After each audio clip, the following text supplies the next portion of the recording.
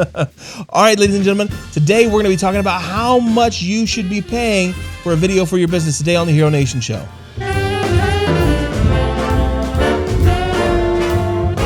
Welcome to the Hero Nation Show, ladies and gentlemen, the place where business owners and entrepreneurs just like him and me, him and I, us, you and us, we together, you as me and me as come you, to learn tools and tactics to live more epic lives. I'm your host, John Rinehart, and here is my partner in crime, the founder of Hero Nation, Wayne Salmons. Today, we're going to be taking a really good look at something everyone knows that you're supposed to use video.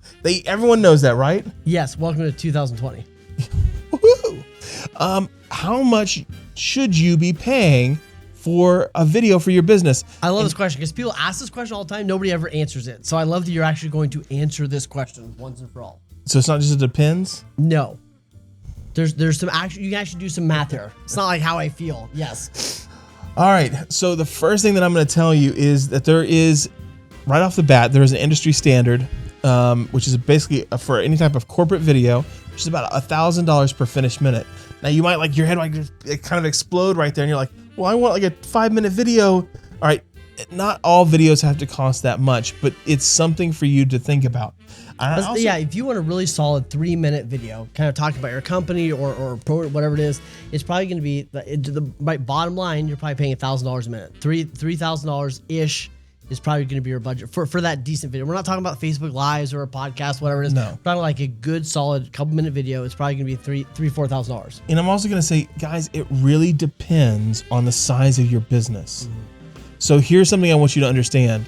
Someone might be like, well, shouldn't the same video that, for a small company cost the same amount for the big company? The answer to that is no. And there is a specific reason, because you're not going to be using the same people and you're not going to be using the same decision making. And here's what it comes down to: risk management. Okay? If you went and got a new logo for your company, how much is that going to cost, right? If you're a small company, you're a startup, you might go to Fiverr, right? No big deal. But let's say you're a real estate agent, and let's say that you have $30,000 in cards, in stuff on your website, on all the different branding that you have, all your signs. Right. You have all this material that you've put out, and you say like, oh, I'm just going to go to Fiverr and get one, and there's blowback. Right. Maybe someone doesn't like it. I've actually... You can get away with a bad logo if it's your coffee shop on the corner. Right. If it's a bad logo and you're putting it on every Starbucks in the country, you have a big issue. So when you're talking about risk adverse, there's a big difference between, is your audience 5 people and they're going to watch this video, or is your audience 5 million people, and a bad video is going to hurt you for irreparably. You can do a bad video for 5 people and get away with it. And I actually remember like one of a client of mine, he did a logo. This was really kind of fun. He did a logo, and the poor guy got hit he got hit by ABOR. So that would be the Austin Board of Realtors. Yeah. He got hit by the Austin Board of Realtors, and they're like, we don't like your logo. We think that it infringes on this. You have to go back and change it all. And then they were like, and you are going to be fined $30,000 a day until you change it. You do it pretty fast. Guess what? Who cared about a $5 logo on Fiverr?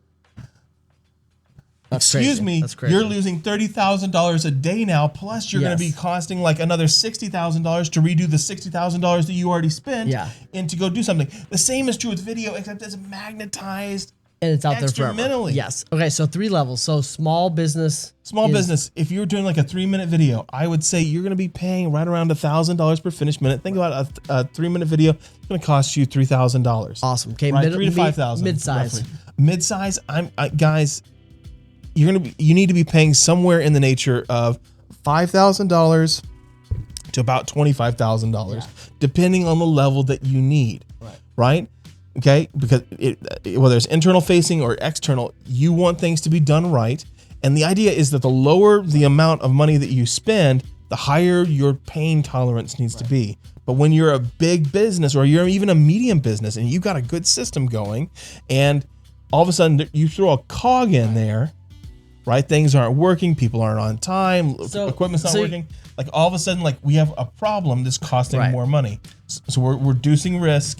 but it's costing more money to reduce that risk. So you got Joe's Plumbing. When it's Joe and two people, it's a $3,000-$4,000 deal, right? When it's Joe and associates, right? He's got 5 trucks rolling around town. It's a $5,000, $6,000, $10,000 video easy. Yep. When it's Joe's International or whatever it is, you're $25,000, $30,000 is your lowest budget that I would even consider. Because if you do stuff for Lowe's, you did stuff for Keller Williams on the higher end stuff.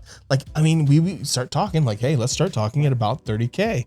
It's just like when you hire someone to work on your build. If I hire someone to work on my fence, it's not that big of a deal. If I'm hiring someone to work in our corporate office and they screw up, they better have insurance. They better have liability, right? It's just the bigger you go, the more that person. If someone's charging you $5,000 for a video for your huge company, right? They probably don't have all the stuff they need to have in place to make that really happen, right? And understand the more you're paying, you're not just paying for the quality of the video. You're paying to make sure that the research is actually done, right? That they actually own the music they're using. All the stuff that I've never even thought about before. That John goes, we can't use this video if it's going to go to this many people. We can't use this music. If it's going to, right? All those questions I never thought to ask. So let's keep going. Okay. Ad budget, right? It's not just the cost of the video. So when you're getting ready to make your video, the other thing you got to think about is how much am I going to spend on? Can I also spend money to get this video out there? So when you think about your video should be 40% of your total ad budget. So if your ad budget is a total of $10,000, 60% of that is going to go towards your ads. 40% of that is going to go towards your video. So I used to do it the other way around. I used to do 100% to the video, and then nothing. It's going to be a problem.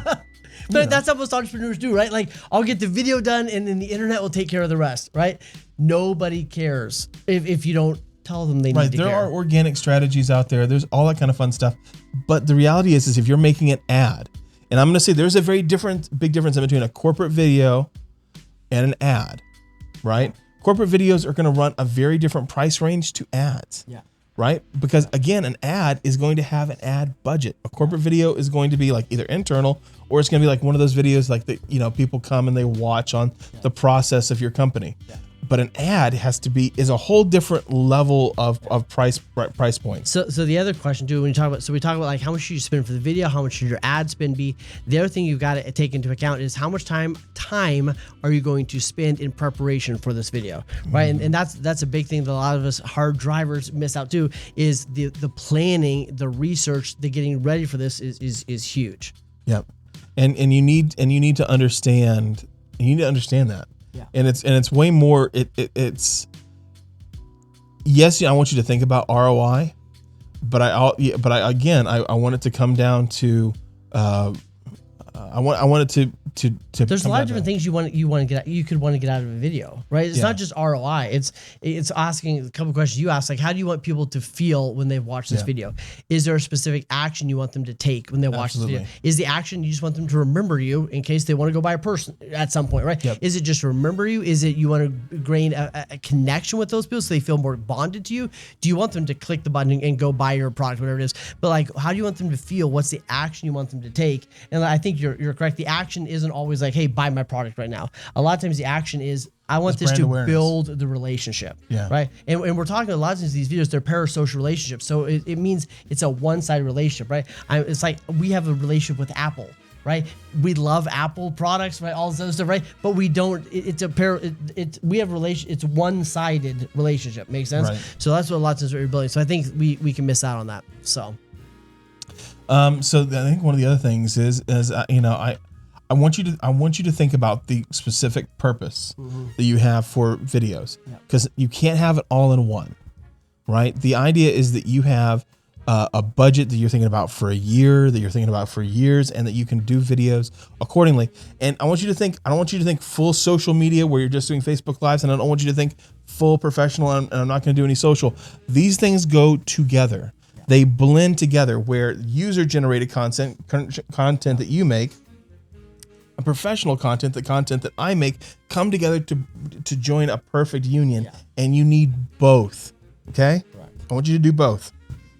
Yep, got to. And then I think the other thing too is when you're in this process, one of the most important things I think you need to consider is the mind of the team or the person that's helping you make the video, right? Because how does that person think? Are they asking, or do they just grab their camera and go out and start shooting a video, or do they get in your mind? One of the things I love so much about when we do videos is like we don't start filming forever, which drives me nuts. But like you sit there and you get in the mind of that person, so you understand what are they actually. And sometimes they don't even know what they're after, right? And a great production company like you will actually help get in their mind and help them be able to articulate. That's why I know it annoys you, but people go, I want a video like this. And the reason they do this because they don't know how to explain what they're actually wanting. So they find something that's kind of close and they go, I want a video like that. And you need someone like this in your world that you can actually help them extrapolate from their brain what they don't know how to say. Right. And I want you to understand that especially if you're in the same market, don't sit there and be like, hey, I want a video just like this guy's. Right? I saw this video. It was so awesome. Maybe one just like that. Don't do that. Number one, it doesn't help you. You're never going to make as good of a video because you don't know what they were shooting for. Right?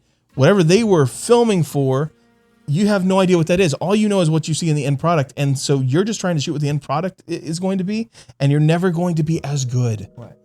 I want you to figure out something original. I want you to figure out something that is you, something that people are going to remember and not be like, oh, it's kind of like that video that I saw the other day, right? In a world that is this cluttered with really bad video, I need you to be the person that is putting up videos that are going to be remembered and not memes on someone's wall that's going to go away in 10 seconds, right? I want a steak. I don't want popcorn.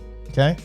So the last question, I guess, would be, should I do 3 crappy videos or 1 really good one? So that's a hard question. Here's my answer. I think it really depends. So if we're talking about like crappy videos and less production value quality, I think it is really important. If we're talking about Facebook Lives, you can do good Facebook Lives. Now, don't do them in your car. Do it well. Don't make it bad. You can get away with a lot on a Facebook Live. You can get away with a lot of it, but it's more of a personal connection type videos, right? Now, if you're talking about 3 crappy ads, terrible, that you're putting money behind, there's nothing worse than a video where you tried to look good and it was crappy. Does that make sense? Like if you're gonna do an unprofessional video, do a Facebook Live, rock it out. If you're going to do a professional video, do a professional video. And I guess that's what I hear you saying, right? Yeah. Like if you're gonna do lives, that's awesome, right? If you don't do a professional video, that's cool. Do a bunch of that stuff. And I think you should be doing both. But like you said, but if you're gonna do a professional video, do it right. There's nothing worse than watching a B movie, right? Yeah, it really is true. And I want you to put money behind stuff. I want you to put money behind your videos. I want you to put money behind how you're doing things. And do it well, because just as as you can have like an amazing impact with a really amazing video that can get pulled away from people, that people can start talking about. It is really true that you can also have really, really crappy videos that all of a sudden get you fired from clients, that shut down your businesses. This is what I mean by we're trying to mitigate risk and the likelihood of you paying too little for a video because you're trying to save a couple of bucks, and it turns out into something that either is just mediocre and you just wasted your money, or that ends up giving you a negative impact in either your peers' eyes, okay, or in your client's eyes, is also big. We're talking about getting in front of people. This is your storefront. In the modern age, websites and videos, content are your storefronts. And if you ever had a brick and mortar, would you sit there and put out like the crappiest storefront in the world and be like, oh, it's really nice on the inside, but on the outside it looks like trash? Why would you do that? I'd put your money up and be like, I'm going to make something that is freaking fantastic on the outside to match the level of care and attention that you have on the inside. It is a direct reflection. I need you to remember that. Like teams or individuals, should I hire an individual or should I hire a team of people to make this video?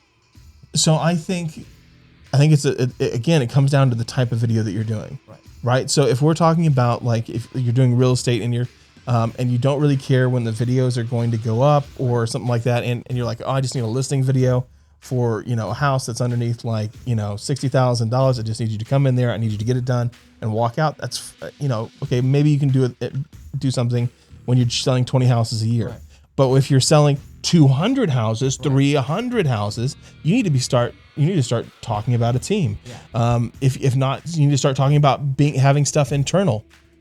Well, just like a real estate agent or a insurance agent, like I would rather work with someone, no offense, I would rather work with someone that has a team of people around them supporting them. So it's not one person that has to put up the sign and put it online and do this and do this, right? I want a team of people that's going to be able to help with that oftentimes. Yeah. So I would definitely, if you're putting any kind of money behind it, go with a team. Don't go with individuals. You'll just have a better overall experience. You'll have a better type of video. And again, it's not going to be as disruptive to your team, right? I want you to focus on making money. I don't want you to focus on making a video. Yep. Awesome. All right, take us out. Guys, if you liked this video, make sure that you give us a thumbs up, share this video, ask any questions that you have below. We will make sure to answer them. And until next time, be your own hero.